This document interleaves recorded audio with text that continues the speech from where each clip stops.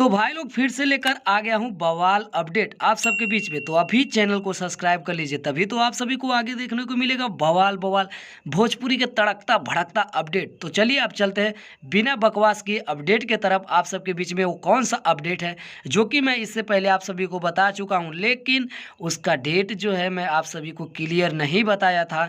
Power star Pawan Singh ji का कौन सा गाना आने वाला है, इस वीडियो में मैं आप सभी को सारा अपडेट के बारे में बताऊंगा। तो भाई चैनल पे नए हैं तो चैनल को सब्सक्राइब कर लीजिए, ये आप ही का चैनल है, आपका ही है, तो अभी आप सब्सक्राइब कर लीजिए और एक प्यारा सा कमेंट करके बताइएगा हमारा वीडियो आप सभी को कैसा लगता है।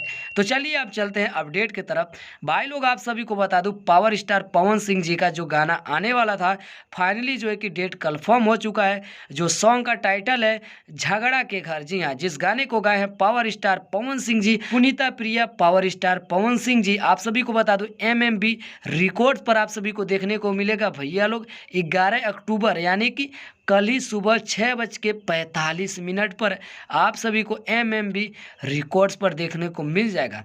तो जाइए, कल जाइए, आज मत जाइए, कल जाइए। आप लोग ढेर सारा आशीर्वाद दीजिए और मेरे भी चैनल को सब्सक्राइब कर लीजिए ताकि आप सभी को अच्छा अच्छा अपडेट देखने को मिलता रहे।